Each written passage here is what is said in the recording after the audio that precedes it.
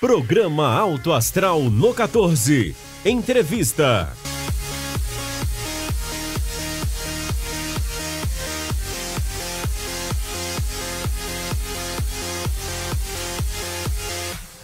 Olá, sejam bem-vindos a mais uma edição do programa Alto Astral no 14. Como sempre, eu, Joséval dos Reis Brito, nosso parceiro aqui no canal comunitário, canal 14 da NET, estamos para trazer notícias sempre boas, entrevistas agradáveis, acessíveis ao grande público e de interesse da população. Como sempre, eu passo a bola para o Joséval para apresentar a nossa entrevistada de hoje, mais uma mulher. Ouvintes do 14, que bom estarmos aqui mais uma vez para mais um Alto Astral no 14.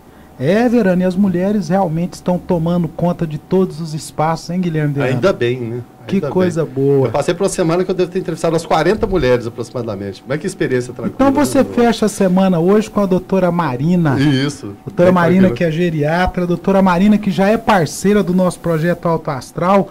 Já batemos alguns papos com a doutora Marina. E hoje, pela primeira vez aqui conosco no 14. Marina Verano, ela é geriatra. A senhora formou onde? Em Petrópolis, do Rio. Mas a senhora é anapolina? Não, sou goianiense. Goianiense. E veio para Anápolis já há quantos anos? 9 anos já. 9 anos, a doutora Marina atua na rede privada e atua também na rede pública. Faz um trabalho lá no Hospital Dia do Idoso, não é isso? Sim. Já há quanto tempo? No Hospital Dia do Idoso há cerca de uns 6 anos. Guilherme Verano, você sabe que o Hospital Dia do Idoso, e você ouvinte do 14 também, é uma situação diferente em Anápolis da maioria dos municípios do Brasil. Eu me recordo que no início ali dos anos 2000, aquele hospital era uma ideia que já existia de um passado e nós tivemos a oportunidade junto, o município com o estado de Goiás, montar aquela unidade, trazer aquela unidade para Anápolis. Então foi uma parceria do município com o estado. E é uma unidade que presta muitos serviços hoje, né, doutora? Porque é raro no público você ter uma unidade destinada só ao tratamento do idoso, não é isso? A gente é exemplo, né? Eu acho que na cidade e no nosso estado de Goiás, sim. O tratamento é muito amplo, interdisciplinar. Infelizmente, não abrange toda a população de Anápolis, né? Mas o nosso trabalho é muito diferenciado. O que nós temos lá no Hospital Dia do Idoso hoje? Só para o ouvinte... A quem ainda não conhece a unidade, às vezes tem pessoas que nem sabem que existe essa unidade aqui na nossa cidade. Nós temos o médico, o geriatra, o fisioterapeuta, o terapeuta ocupacional, a psicóloga, fonoaudióloga. No momento a gente está desprovido de assistente social, mas enfermeira, técnico de enfermagem e outras especialidades agregadas a nós, geriatras, né? Endocrinologia, cardiologia, reumatologia, ortopedia, urologia, ginecologia. Então, outros profissionais que vêm agregar junto com o geriatra para tratar essa população da melhor forma possível dentro de um local específico, para ela não ficar transitando aí no sistema todo. E as pessoas que buscam atendimento lá na unidade são aquelas pessoas atendidas nas unidades de saúde da família, nas unidades básicas de saúde, e essas unidades referenciam o tratamento para vocês, é isso? Lá é só de forma referenciada mesmo, né? Essas unidades ou as unidades hospitalares também, esse paciente que está deshospitalizando, ele é encaminhado para lá, passa por uma triagem e inicia atendimento. Se ele encaixar dentro do nosso perfil, na verdade. Né? E o que seria esse perfil? É um idoso mais fragilizado, com doença crônica, ele é mais fragilizado. Acima de 80 hoje é lei, né? O Estatuto do Idoso, ele tem uma nova normativa desse ano, que o 80 anos acima, o octogenário, ele tem prioridade absoluta. Mesmo que ele esteja assim, em pleno exercício das suas faculdades, porque a senhora falou que tem um aspecto fragilizado, pode ser fisicamente, pode ser psicológico, pode ser o próprio contexto da família e também, social, né? O cuidado do dia a dia, né? E a fragilização social também, que hoje é muito importante no nosso meio, né? Então, igual a gente estava falando mais cedo, assim, a população de Anápolis de idoso hoje é em torno de 33 mil idosos acima de 60 anos. Praticamente 10% da população. Mas quase 13% da população, se formos considerar IBGE, hoje em Anápolis é idoso.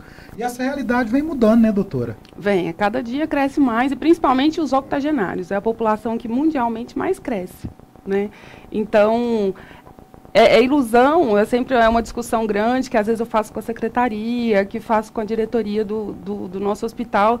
Nós somos 7 geriatras, eu acho que hoje. A gente não vai conseguir assistir 33 mil pacientes, né? Então, uma das propostas até que eu tenho dito é a gente tentar, nós geriatras, termos um tempo para preparar o médico da assistência básica para ele dar suporte para esse idoso ígido, né? Esse idoso que está bem, para realmente drenar para a gente esses mais crônicos, mais fragilizados, para que eles tenham uma qualidade de vida melhor.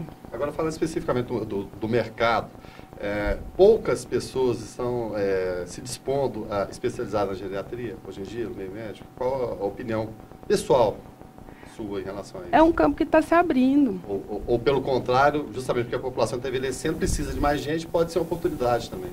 Ainda existe bastante procura, ainda existe muita procura, apesar de ser uma especialidade clínica. Né? É o perfil eu dou aula na faculdade da Uni Evangélica também para medicina.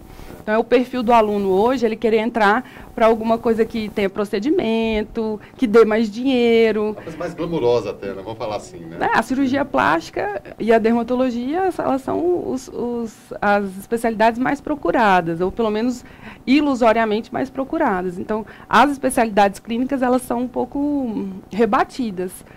Mas, ainda assim, essa motivação está crescente. E até só para complementar a pergunta, o que te levou à geriatria?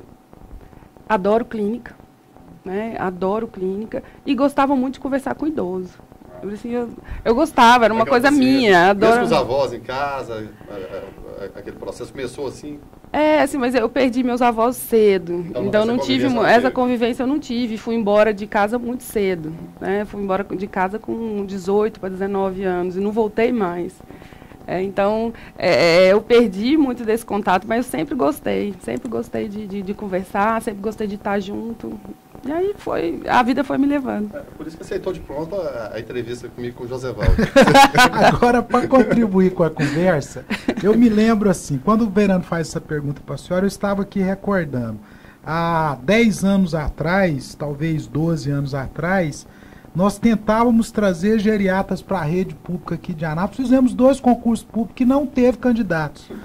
Zero. Só para você ter uma ideia disso. Existiam geriatras, mas não tinham interesse de vir para o município. Até porque os geriatras que tinham na época aqui no estado, todos tinham seus consultórios, com consultas particulares num preço bom. Bem mais atrativo, até porque a consulta do geriatra não tem jeito de ser aquela consultinha de 10, 12, 15 minutos, viu? Eu lembro da minha tia. O doutor Paulo Noronha. Uhum. Ela deve conhecer. É complicado. Quando a doutora diz aqui que sempre gostei de estar conversando com pessoas mais experientes, a consulta do geriatra tem essa característica. A gente vê, por exemplo, no plano de saúde, a consulta do geriatra... o agendamento é um agendamento com menos pessoas, porque o tempo que se gasta é maior, né? Então atende-se menos pessoas. Entendo quando ela diz hoje, somos 7 geriatras na rede pública, isso é uma grande vitória. Para quem há 10 anos atrás não tinha um geriatra para estar entrando na rede, eu acho que a população ganha. Outra coisa, quando a doutora fala de capacitar o médico da estratégia de saúde da família, que está na ponta, isso é extremamente importante. Os 7 não vão tratar 33 mil, mas os 7 capacitando os médicos que estão na ponta vão ajudar com que o tratamento aconteça para mais gente, em especial para aqueles que realmente precisam de estar com o geriatra. Quando ela diz o ígido, aquele que a estratégia de saúde da família pode dar uma resposta, esse teoricamente não deveria estar vindo para o consultório do geriatra, que tem que gastar direcionamento.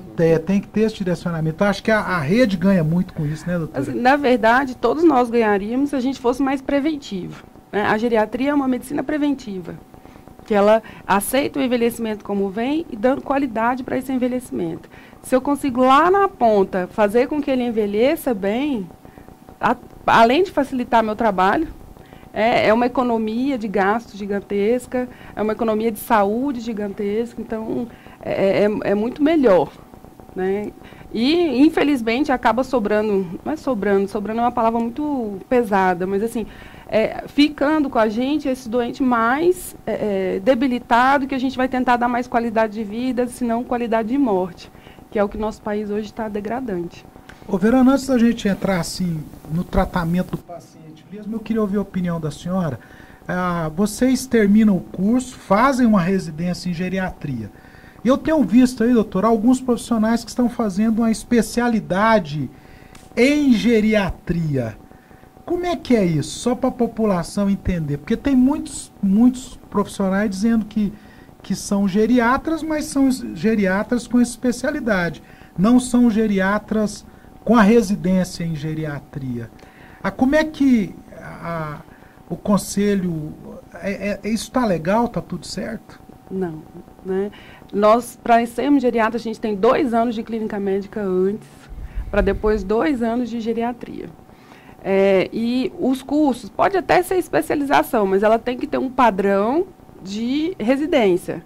Ela tem as normativas da Sociedade Brasileira de Geriatria, tem os critérios, tem a carga horária exata, e ela tem que dar subsídio para fazer a prova de título.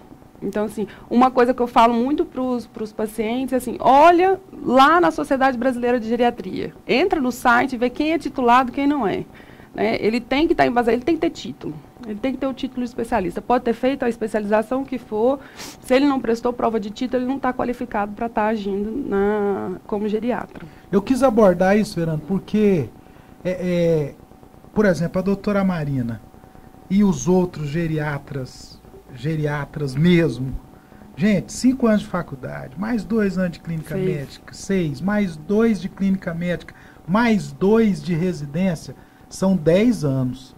Então, vamos dar a César o que é de César. Por isso que a gente sempre gosta de abordar isso, e eu acho que eticamente o que vocês fazem também está completamente correto, e é mais ou menos por aí.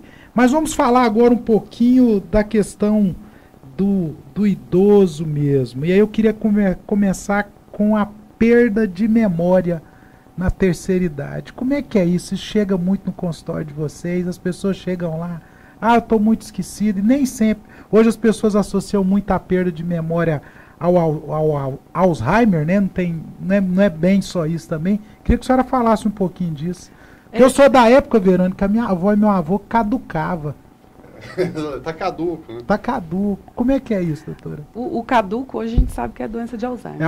É o Alzheimer. É o Alzheimer. Essa caduquice que eles falavam antes é a doença de Alzheimer, que não tinha nome, que não tinha diagnóstico antes. Simplesmente é caduco e pronto. E aí, mas assim, a gente fala em memória, a gente fala de uma epidemia mundial, né? Que não é do idoso. Não é do idoso. Todos nós estamos com problema de memória. Talvez seja o excesso de informação hoje em dia. A velocidade de informação, né? Outro dia eu fui numa palestra, ele falando sobre a questão do celular, principalmente de noite, diminuindo 50% da melatonina. Aí você não dorme bem, você não armazena informação adequada, você fica com déficit de memória. Então, uma importância para a gente cuidar das nossas crianças, né? Elas hiperestimuladas.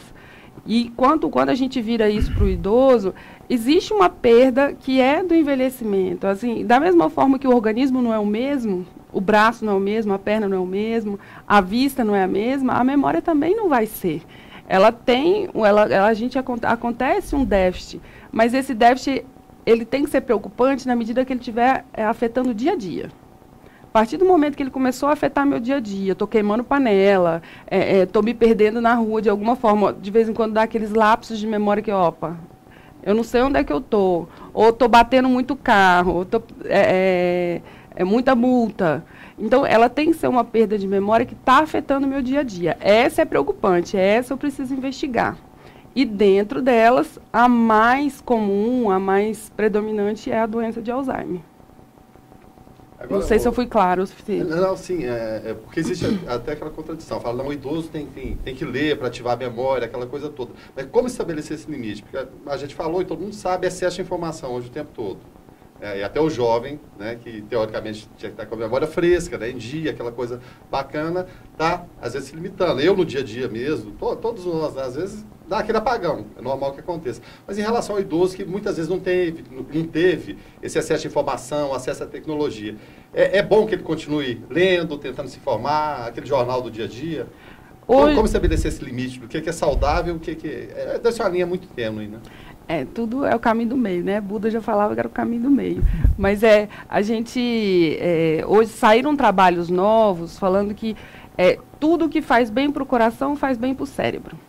Né? Então, controlar a hipertensão, controlar a diabetes, controlar o colesterol, fazer atividade física, comida saudável, protege o coração e protege o cérebro. Além de manter esse cérebro ativo e o convívio social. Isso previne doença de Alzheimer em 30%. É muito significativo, principalmente quando a gente bota isso em termos populacionais, isso é significativo demais. Então, manter esse cérebro ativo e atividade física com equilíbrio. Né? Tem idoso que está totalmente conectado à rede social. Né? Eu já tive paciente de 75 anos que casou via internet, conheceu pela internet e tal, depois estão casados. Mas também vai ter que ter o bom senso dele. E ele aprende com um pouco mais de dificuldade. Ele consegue achar esse meio termo, de não ser abusivo em termos de tecnologia, para manter o cérebro ativo. Essa questão da perda de memória, ela está associada a alguma questão hereditária? E aí já coloco outra pergunta. O que a senhora... Existe tratamento para isso? Como que seria? Quando a gente bota perda de memória, a gente bota tanta coisa junto, né?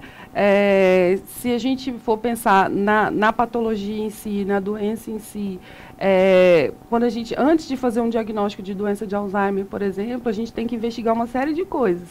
Desde um distúrbio de tireoide até déficit de vitamina, principalmente a vitamina B12, por exemplo, a descompensação das doenças de base, que elas, descompensando isso, descompensa o cérebro e dá déficit também. Então, eu preciso saber diante de que eu estou. Eu investi, aquilo tem prejuízo do dia a dia? Tem.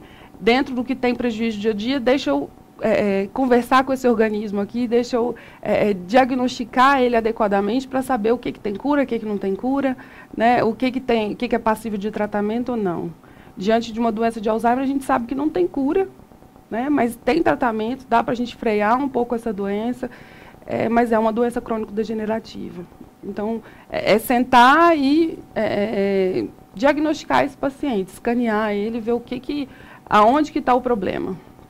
Né? Tanto é que doença de Alzheimer é um diagnóstico de exclusão. A gente exclui todas as outras causas primeiro, dentro daquele quadro clínico, vai encaixar em doença de Alzheimer, por exemplo. E essa exclusão, ela se estende até o meio social também. Vou pegar alguns exemplos aqui. O presidente Ronald Reagan, né, ex-presidente americano, só foram descobrir que ele estava com Alzheimer já no final da vida, porque tiraram ele do convívio social e ficou isolado. Isola-se a pessoa, né, some do mundo. A ex-atriz aqui no Brasil, Tônia Carreiro, também da mesma forma, já está com mais de 90, 93 anos. Simplesmente eles pegam uma pessoa, não sei se para preservar a imagem, né, que era, no caso de um político, de uma atriz importante, mas pegam a pessoa e isolam do convívio social. Isso é uma medida salutar? Ou depende de cada família? Porque simplesmente a pessoa some, passa... cadê aquela pessoa? Sumiu, morreu? Mas você está falando de famosos. Isso tudo certo. Mas dentro da sua deixa aí, vamos trazer para o nosso dia a dia. As famílias também, pelo que eu vejo, porque o paciente começa a necessitar de cuidados diferenciados. Isso não quer dizer que tem que tirar do convívio, não. Nunca. Mas às vezes as famílias fazem o que fizeram com os famosos hoje dentro das casas, não é isso? Faz. E a atividade cerebral, a atividade social, ela está dentro da prevenção. Lembra que ela diminui em 30%. Ela também faz parte do tratamento. Né? Um idoso com Alzheimer, que tem convívio social, que faz atividade física, a evolução dessa doença é outra. Ele retarda a evolução da doença. A evolução da doença é outra. Numa fase moderada, existe muita agitação relacionada ao quadro. Distúrbio de comportamento, agitado, inquieto, que é uma das coisas que levam à reclusão. Né? Ele vai me dar constrangimento na rua. Vira um prisioneiro da família, quase. porque a família não sabe lidar com esse constrangimento, as pessoas ainda não estão habituadas com isso. E, Carlos, é muito complicado. O dia a dia de um paciente desse é muito complicado. Então, aí vem a questão da geriatria, né? Assim, a gente não consegue tratar só o paciente, a gente precisa tratar a família. Aí vem o porquê que as consultas são tão demoradas, porque eu preciso fazer essa família entender o quadro e como conduzir esse quadro.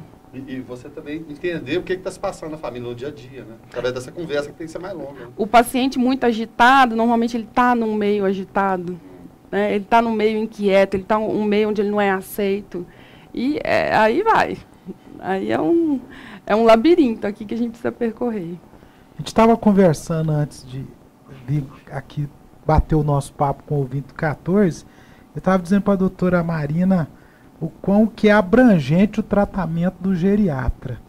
Como ela disse, a gente vai ficando mais experiente, a vista não é a mesma, você não ouve direito, os dentes. E aí por aí vai. Estava dizendo para ela um exemplo de uma reunião que a gente participou essa semana, mostrando a preocupação que tem que se ter com o idoso dentro do consultório. Geralmente quem chega no geriatra não tem só um problema, Verano. O exemplo que a gente estava dizendo assim, a senhora perdeu o marido, preste a fazer uma cirurgia no joelho, é diabética e hipertensa, ficou na casa sozinho porque os filhos já estão todos casados. Esse é mais ou menos um perfil que chega num consultório. Aí você acha como que o geriatra tem que conduzir isso? Ela chega lá, joga, a doutora Marina está aqui, resolva o nosso problema. Muito. Isso existe muito. Isso existe muito, Isso existe muito, infelizmente. E a partir de que, dentro desse contexto, uma pergunta também que sempre todo mundo faz quando a gente está batendo um papo com o geriatra. A partir de quando que a gente tem que buscar a consulta com o geriatra? Até de forma preventiva, vamos dizer assim, também. Se esse paciente em torno de uns 50 anos, se ele já viesse a nós, a gente já conseguiria fazer, porque é mais ou menos quando estão chegando as doenças crônicas.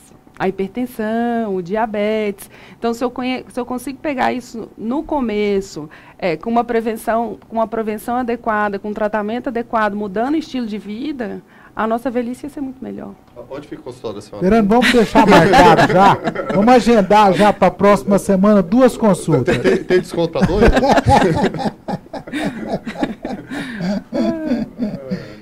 Doutora, usa-se muito o termo esclerosado, né, Verano? É isso. O caduco e o esclerosado. Não basta ser caduco. Esclerosado parece que é mais. É uma alternativa pior ainda o caduco. É um estigma ainda maior. É porque o caduco parece aquele velhinho assim, meio teimoso, mas esclerosado não. Além de teimoso, ele quer brigar com todo mundo, ele xinga os outros alunos. É correto usar esse termo? Normalmente a caduquice era a questão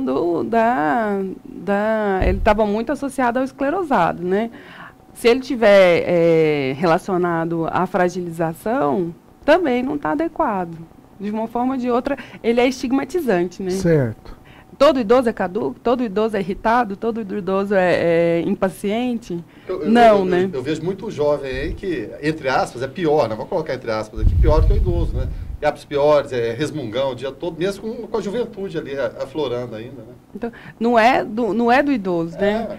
A gente tem uma piadinha que não é o chato, não é o idoso que fica chato, é o chato que envelhece. E quando o chato envelhece... Perfeita essa definição. É terrível, porque assim, os traços de personalidade eles só se acentuam com o tempo. Então, se é uma pessoa cri-cri, ela vai piorar muito. Na hora que ela estiver velha, sai correndo, porque vai ser muito pior. Vai ser muito pior. Aqui agora, oh, meu Deus, não vou nem falar. Para esse menino, melhora, aproveita a vida e melhora. Isso. O que é a demência? Porque tem isso também, né? Às vezes, agora recentemente, num bate-papo com a neuropsicóloga, ela disse assim para mim, às vezes as pessoas estão tratando alguns idosos de Alzheimer e a demência. Qual que é a diferenciação disso? Como é que é isso?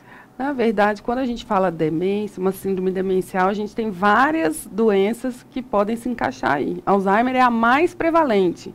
É a que mais existe, prevalente a mais das demências. Das demências, né? Mas a gente tem demência vascular, de um processo pós-derrame, né? A gente tem a demência frontotemporal, que é um outro tipo de demência. Cada uma, ela tem um grau de evolução diferente, né? Ela tem as perdas, são perdas cognitivas, são perdas de funcionalidade. A gente começa, no caso do Alzheimer, o problema da memória, né?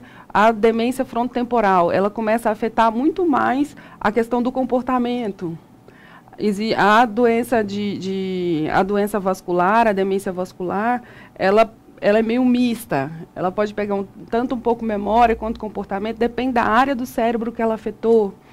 Uma demência de Lewy e por aí vai. Tem vários tipos de quadros demenciais. O importante é a gente saber que a gente está diante de uma doença crônico-degenerativa. Ela não tem freio, ela vai evoluir, né? Com uma velocidade mais devagar ou mais rápida, dependendo se está medicado, se não está medicado. Algumas têm tratamento, outras não têm. Então, é um leque muito vasto as síndromes demenciais. Todo mundo coloca na questão do Alzheimer porque é a mais prevalente e é a mais fácil da gente acabar explicando. Muitas das vezes, a maioria delas é mista. Tem um componente vascular, que a gente fala que é desses microderrames, às vezes, um componente de Alzheimer, mas a gente acaba, às vezes, falando de Alzheimer para ficar até mais fácil para as pessoas entenderem um pouco isso. Mas são doenças crônico-degenerativas, que numa fase moderada avançada, todo mundo fica mais ou menos do mesmo jeito. Né? Alteração de comportamento, depois esquece como conversa, como come, como anda. E a fase final, infelizmente, é uma fase acamada.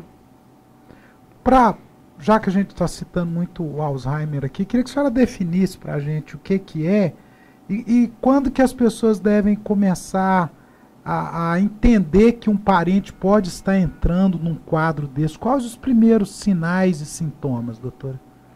É uma doença crônico-degenerativa que afeta a memória instantânea, essa memória de curto prazo.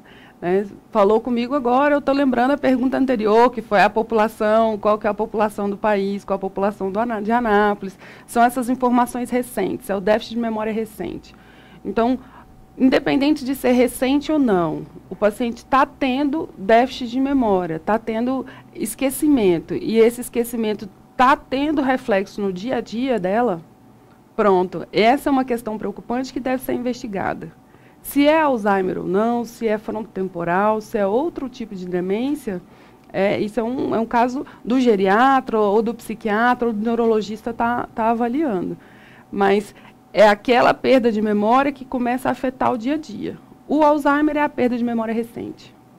Acho que no fritar dos ovos é isso. Agora, em relação à memória antiga, por que não se afeta tanto a memória de 30, 40, 50 anos atrás? Essa é mais fácil de resgatar do que essa instantânea, porque talvez a outra já esteja bem, não sei nem se é o termo correto, estratificada ali no cérebro, é fácil de resgatar, é um arquivo mais acessível do que essa recente? Como que funciona isso?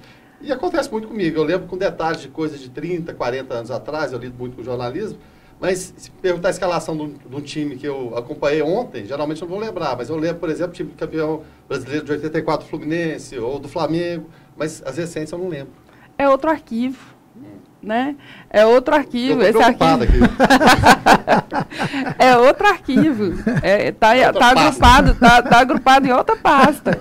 Né? Essa pasta, ela é a última a se perder mesmo. Né?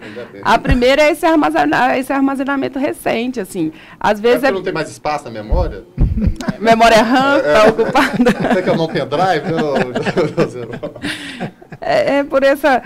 a nossa, muito provavelmente, é por esse nosso dia a dia.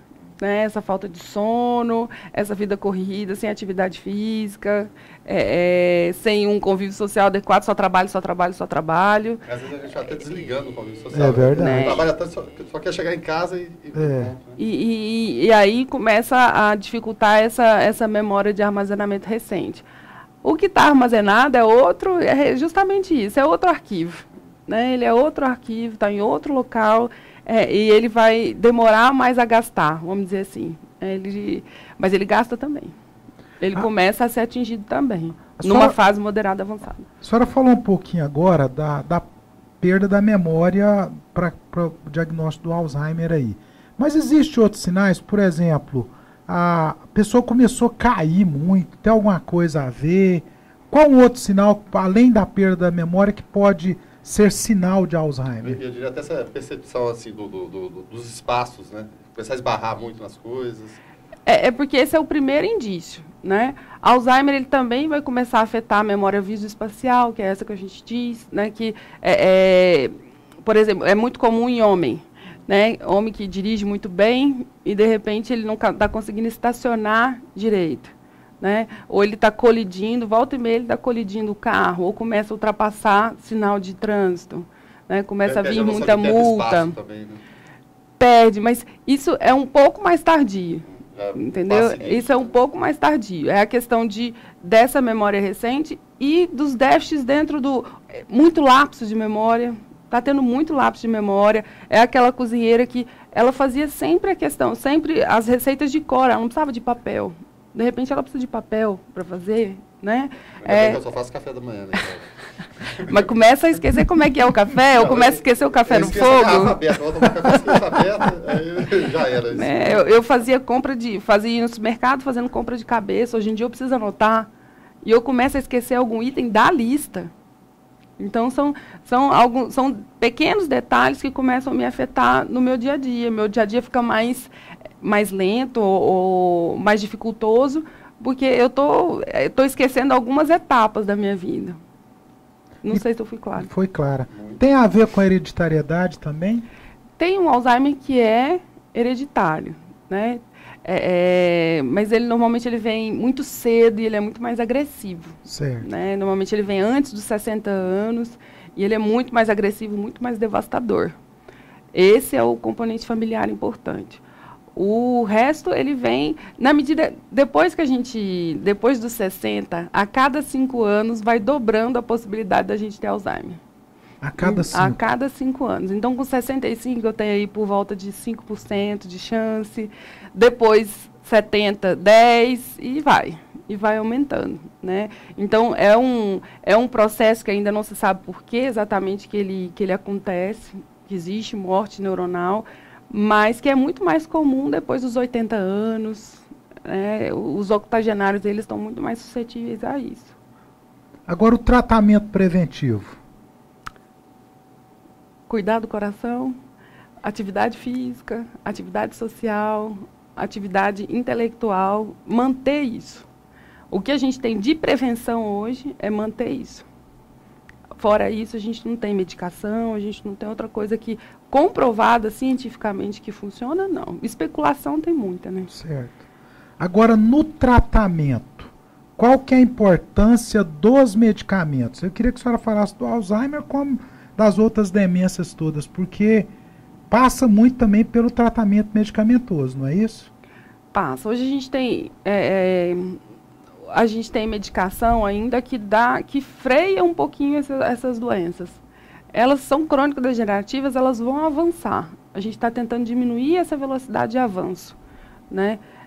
Mas isso é muito variável de paciente para paciente. Tem gente que responde a remédio, tem gente que não responde. Estou com um paciente lá que não está respondendo a nenhum. Não respondeu a nenhum, fez interação medicamentosa, fez efeito colateral com todas as classes que tinha. Então, esse paciente, provavelmente, o prognóstico dele vai ser pior. Então, a importância, infelizmente, o que a gente tem hoje só retarda, ele não estaciona de verdade a doença, nem regride. Existem muitas medicações em estudo. Estava para sair agora em 2017 uma medicação que a promessa dela era estacionar a doença, e ainda não saiu, mas são tratamentos mais sintomáticos que a gente fala, né? Eles vão minimizar sintomas, eles vão retardar um pouco a doença, mas eles não vai voltar atrás, né? Esse fluxo continua, né? Como a doença de Parkinson, por exemplo, né? A doença de Parkinson, ela é devastadora, ela vai indo, você tenta frear e não vai. Então, como é sintomático, eu consigo ir preparando esse paciente, eu consigo ir preparando essa família para as etapas que vão vir. que eu acho que é o O fundamental. importante é isso, É o fundamental. O importante é isso. Né? A gente conseguir dar qualidade de vida. O quanto de qualidade de vida que a gente conseguir dar para esse paciente, para essa família, já é um bom envelhecimento, independente da doença que tiver de base. Uma curiosidade aqui, porque a população está envelhecendo mais. A expectativa de vida, se era no início do século, 55 anos, 60, a gente já via os pais da gente como, nossa, é um idoso, né? Hoje eu estou com a mesma idade do meu pai e eu me sinto melhor do que a imagem que eu tinha dele, né? Ou seja, estamos envelhecendo melhor. Em relação a essa curva de aumento de expectativa, o Alzheimer, vamos colocar aí, na época que as pessoas viviam no máximo até 60 anos, era comum esse Alzheimer se manifestar, ao invés de agora, depois dos 60, seria normal, naquela época se manifestar com 50? Havia esse diagnóstico, algum estudo em relação a isso? Ele se manifestava mais cedo porque as pessoas morriam mais cedo. Existe algum estudo? Você costumava ver isso em pacientes, que eu me lembro de estudo, não. Mas assim, você costumava ver essas doenças em idosos mais, idosos mesmo, assim, de 70, o que conseguiam ultrapassar essa barreira. Ele né? Não é porque a população vivia menos que ele se manifestava não, antes, né? Não. Ele proporcionalmente ao que se vive hoje, né? Mais ou menos isso. Né? Minha avó ficou muito velhinha. O muito velhinha eram 75, era então quase 80. Né? Aí é a idade mais que é a idade que ele se manifesta de forma mais significativa mesmo. Doutora, vamos falar da atividade física, porque a gente vê isso todo dia no rádio, na televisão, nos jornais, nos bate-papos. E ainda tem gente, doutora, que eu tenho na minha casa, na minha família, então posso falar de cadeira. Vamos ser os exemplos. Os bons exemplos somos nós dois, mas a gente tem os maus exemplos. Os maus exemplos também. As pessoas ainda continuam acomodadas, sedentárias. Fala mais um pouquinho, doutora, para esse pessoal aí, gente, a importância da atividade física. Ela está em todos os aspectos, né? Ela não está em um lugar só. A atividade física, a gente ficou muito sedentário.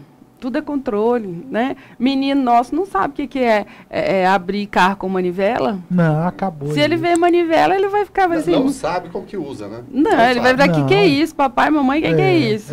Né? Então, a tecnologia, ela ajudou a gente demais. Mas, ao mesmo tempo, ela também nos prejudicou em muita coisa. Porque a gente isso nos faz cada vez mais sedentário e a vida que a gente leva. Né? Então, você chega em casa, hoje você está esgotado, você não quer fazer nada. Você não quer sair para fazer uma caminhada. E isso é fundamental para deixar esse corpo... eu falo muito, principalmente para aluno, que a gente é uma máquina. Não existe diferença da gente para um carro. Né? É certo que a gente tem um espírito, é uma máquina inteligente, é uma máquina autofuncionante, mas assim, não existe diferença. Se a gente não lubrificar ali, se a gente não está dando manutenção para essas peças, ele vai quebrar, ele vai fundir rápido. Né? Vamos pegar o José Val como exemplo, a gente não está brincando aqui, falando sério, somos adeptos, né, do exercício físico, da musculação, e muitas vezes eu desestresso fazendo exercício físico. Ou seja, teoricamente é a contramão, porque eu vou estar carregando peso, eu cansaria, mas eu saio de lá leve e solto. Muito mais do que o exercício mental. O exercício mental, as entrevistas do dia a dia, a vida corrida que a gente tem, me cansa muito mais do que fazer uma caminhada ou ficar levantando peso, por exemplo. Podia ser de todo mundo assim, né? Viu, José? Somos exemplos. É isso que eu queria. Eu queria que ela falasse, um elogio pra gente. Assim, a atividade aeróbica, ela é fundamental para coração, para osso, ela é muito boa também. Só que, assim, se a gente tiver que optar por musculação, optar por exercício resistido. Dentro do exercício resistido, a musculação melhor. Mas por que tem essas contradições? Antes a musculação era vilã para o idoso. Agora ela já e se comprova isso em relação a reforçar a musculatura para prevenção de artrite, artrose, osteoporose, queda, né? Você fortalecer em geral. Por que existe tanto essa alteração? Igual a questão do ovo que a gente fala. O ovo agora é vilão, não, o ovo é salvação. Já se falava, né, que a medicina é uma arte de verdades transitórias, né? Então, tem algumas coisas que sim, mas assim, já está comprovado cientificamente que... Não tem mais volta. Agora não tem mais volta, já está tudo comprovado, porque a gente, na medida que a gente envelhece, tem um desgaste da musculatura, a gente perde muita musculatura. Massa muscular. Perde muita massa muscular. Então, e é a mesma coisa, assim, a gente vai fazer a musculação, mas a gente sabe que a gente está retardando a velocidade de perda. A perda vai acontecer. A gente está envelhecendo, não tem jeito. É o carro rodando. É o carro rodando, mas é dando manutenção, né? E melhora muito, melhora muito. O exercício resistido, a funcionalidade que ele preserva é uma coisa assustadora, assim, tanto que a qualidade de vida desse paciente é diferente daquele totalmente sedentário. Né, a qualidade do osso e a qualidade de vida, o cérebro, o dinamismo, a funcionalidade. O próprio nosso programa, o astral, né? O astral. Agora, no consultório, às vezes são situações pontuais. A senhora depende do caso do paciente para estar indicando algum tipo de atividade física. É claro que tem idosos que não podem fazer musculação. Mas, assim, o que é mais ou menos um métier pro idoso que a senhora indica? Fulano tem problemas de osteoporose, talvez a musculação, talvez não, já a musculação não seria indicada. Esse a senhora indica o quê? Uma piscina? Como é que é isso na cabeça de vocês? A osteoporose, musculação pode indicar. Ah, é? Então indicar, deixa claro, né? Aí, ó, tá vendo? Se a gente puder indicar, musculação é o primeiro, né? E para todo mundo, assim, o que eu costumo dizer é: eu tenho um problema articular grave, informa o seu professor de educação física, tem um problema aqui, tem mais restrição, como que eu faço? Então, ele precisa de mais supervisão. Certo. Né? Ele precisa de mais atenção, ele precisa de mais supervisão. Adaptar a realidade dele. Né? Mas uma outra coisa que a gente fala é assim: eu preciso fazer o que gosto. Não suporto fazer musculação, esse cara não vai fazer musculação. Tá certo. Né? Então, ele gosta de fazer uma caminhada. Vamos adaptar a realidade dele. Eu acho que tem muitos exercícios funcionais também, que simulam situações do dia a dia, que são possíveis de ser feitos. Né? Quer fazer hidroginástica? Então vai fazer hidroginástica. Quer dançar? Que dance. Corda, né? É verdade, dançar. Que dance. Né? Eu preciso manter ele ativo e, de preferência, no meio social. E aí eu fujo da casa. Sempre que eu posso, eu fujo da casa, do domicílio, que o paciente hoje, não, eu quero que venha fazer em casa. Não, eu não quero sair. Eu tenho minha piscina, eu tenho minha bicicleta. Eu quero aqui em casa. Não, gente, é fazer e de preferência fazer fora, para a gente aproveitar mesmo a parte da socialização. Que é muito diferente. É muito diferente aquele idoso que trabalha em casa e aquele que vai para a academia, vai para a universidade aberta à terceira idade, vai para outro lugar fazer essa atividade. E hoje em dia está estimulando muito o home office. A pessoa não tira nem o pijama para começar a trabalhar, né? Senta no computador de pijama mesmo, ele toma um café do lado e vai ficando. É isolamento social que vai fazer muito mal daqui a pouco. É um complicador, né? Que a gente tem que estar atento muito a isso, não é? Se você for perceber no dia a dia, tem muitas coisas que ele pode resolver de casa mesmo, mas é tão bom você sair e conversar com as pessoas e viver ali, né? É fazer o que gosta, né? Aí vem muito idoso, é muito comum assim, não, eu não gosto disso, não, o senhor não está gostando de nada. Quantas coisas na vida a gente faz que não gosta? Toda a vida foi assim. E a dá bronca também? Agora vamos partir para a alimentação. Qual que é o conselho da senhora aí? Já estou falando para os idosos em relação à alimentação. É a mesma que a nossa. Não tem outra. Idoso precisa de um pouco mais de proteína. E aí, se ele não consegue repor isso numa dieta adequada, tem os suplementos alimentares, que tem um pouco mais de proteína, para a gente conseguir dar mais força para esse músculo, né? Para conseguir dar mais estabilidade, mais funcionalidade e prevenir queda. Mas é uma alimentação diversificada como tem que ser a nossa, né?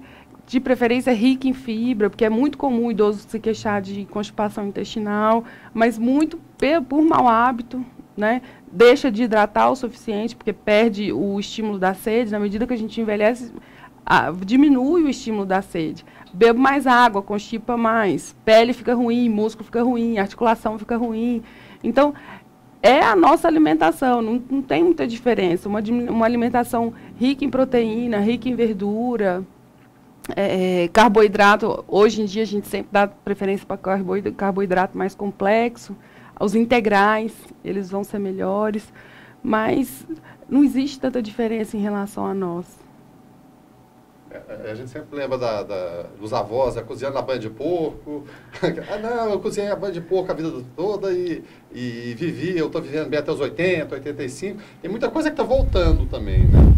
A banha de porco ainda está... A margarina e a manteiga... Mas a banha de porco é condenada ou não? É a hora que condena, o cara fala, não, volta com a banha de porco. Ela está virando ovo, né? Tá virando ovo. Ela está virando ovo. Eu comia torresmo todo dia, né, José? Eu já via muito disso. Né? Não, Mas era uma população mais ativa, né? Então, tem não tinha isso controle também. remoto, não tinha carro. Era uma população mais ativa. Não, eu tenho um tio mesmo, foi, usando o termo nosso, foi criado na roça. Aí ele fala assim, não, hoje eu não vou deixar de comer com a banha de porco, eu não gosto muito de negócio de verdura, não, arroz, feijão e carne. Mas a doutora falou um negócio aqui que eu achei interessante. Não, eu tenho uma vizinha que tem 95 anos, eu acho que ela é imortal. Ela fuma, ela anda pra cima e pra baixo, e fumando, e tá lá firme e forte, eu não entendo o que acontece. É genética, né? É isso que eu ia dizer, são organismos diferentes, né?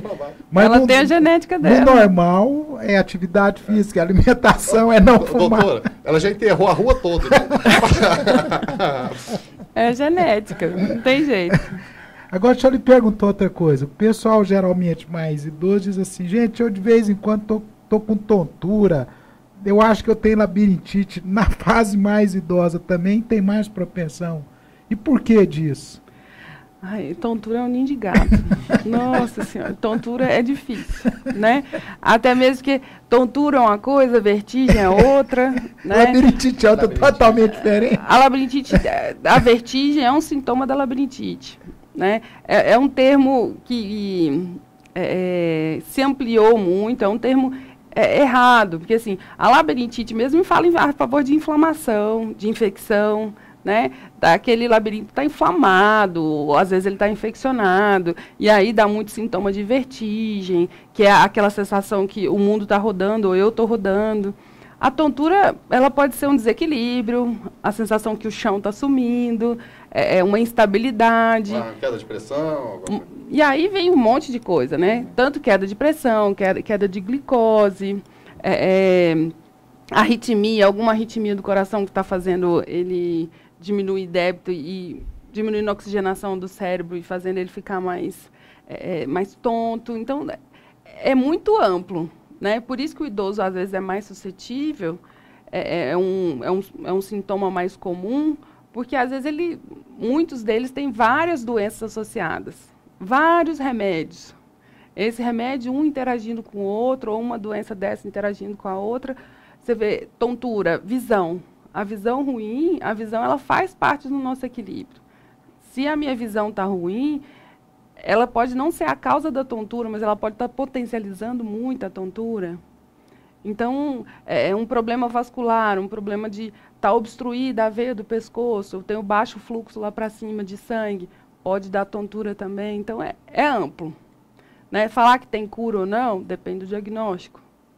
Né? Tem muitos que não, que a gente não vai conseguir sair disso. Mas botar tudo na caixinha da labirintite é que não pode. Porque aí vira um consumo exagerado, principalmente da cinnarizina, que é uma substância, uma das mais usadas para labirintopatia, e ela simula uma doença de Parkinson. Faz um Parkinson Plus, que a gente fala, os sintomas de Parkinson. E aí eu vou crescendo o número de doenças, o número de complicações pelo uso indiscriminado de uma medicação, pela falta de esclarecimento do que é a patologia. Né? Isso não é labirintite. Isso é outro tipo de tontura que a gente precisa tratar de outra forma para a senhora não ficar usando esse remédio. Mas vai tirar o remédio. Mas às vezes no consultório vocês tiram muito remédio, não tira? É o que a gente mais faz. Eu adoro o remédio. A indústria farmacêutica não gosta muito da gente. Eu acredito que tem paciente receite para a senhora, inclusive, né? Ixi. Não, mas tem um remedinho bom para a senhora, doutora. Ele já faz a receita ali, já passa, né? Ontem, uma paciente com fitoterápico tá na moda em Manaus o tal do fitoterápico. Ninguém consegue... A Amazônia cura qualquer problema agora. Não tem nada, não tem a discriminação dos componentes. Está sendo investigado, eu fui pesquisar, está sendo investigado com sigilo, mas tem corticoide lá dentro, tem anti-inflamatório. É uma pagelança, vamos falar assim, né? Eu falei, não pode usar. Mas melhorou, não pode usar. Quer usar? Então Vou fazer o quê? E essa retirada de medicamento, às vezes, resolve muito problema, né? Muito, muito. Né? Eu falo, remédio é tudo veneno. A diferença é a dose. Então, quanto menos a gente puder usar, o quanto mais racional a gente fizer o uso dessa medicação, melhor. Estamos caminhando para a reta final aí. Não, então, antes da gente terminar, eu só queria que a senhora falasse da importância desse tratamento multidisciplinar com o idoso, para o idoso. Não é todo idoso, né? É aquele idoso que envelheceu um pouco pior, né? Para o idoso saudável, a gente vai falar na multidisciplinaridade em relação ao educador físico, por exemplo, um nutricionista, né? São tratamentos complementares.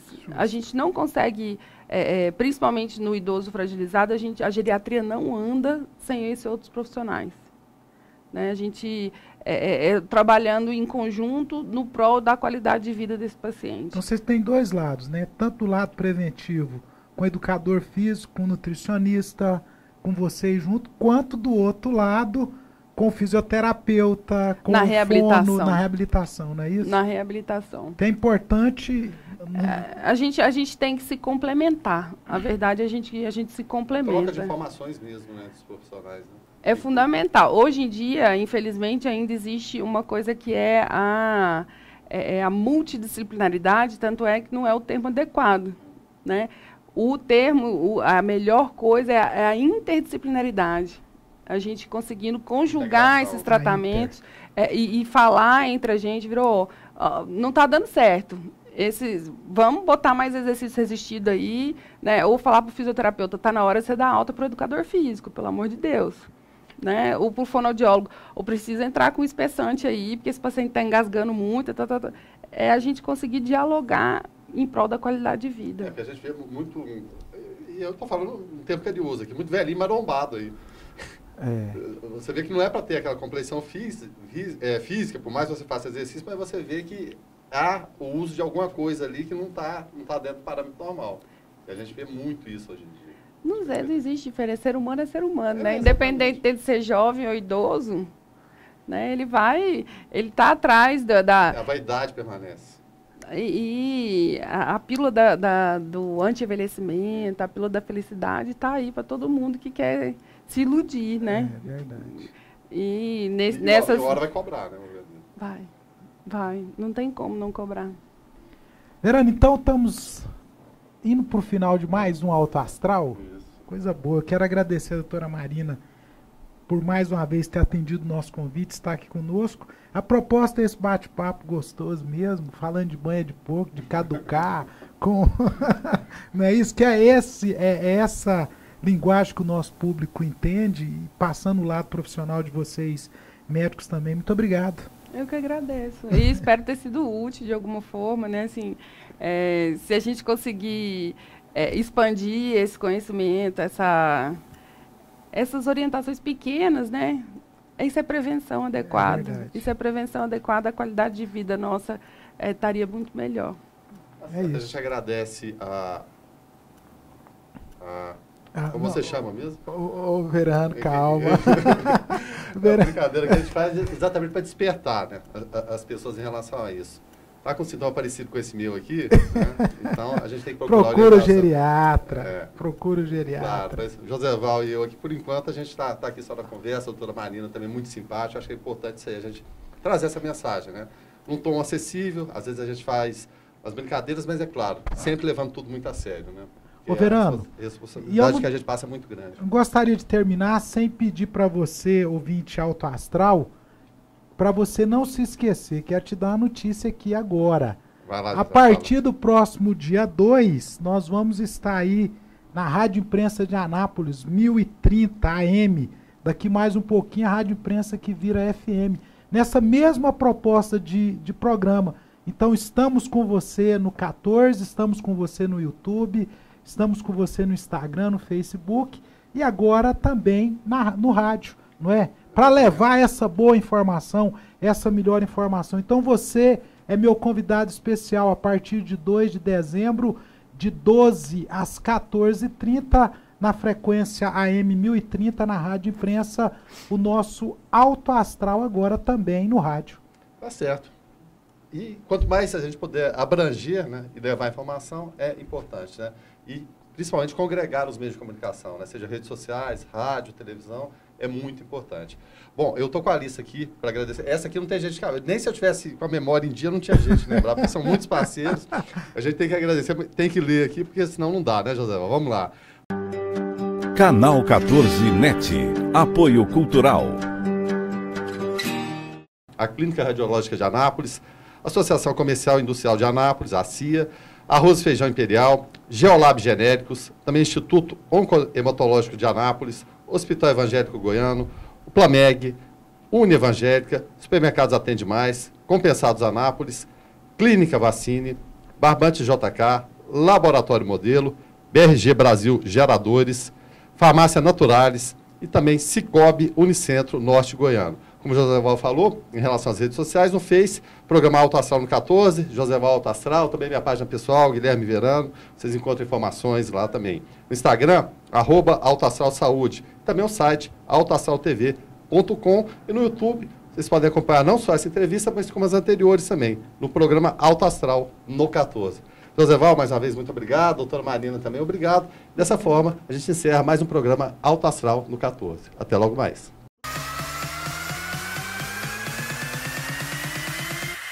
Programa Alto Astral no 14. Entrevista.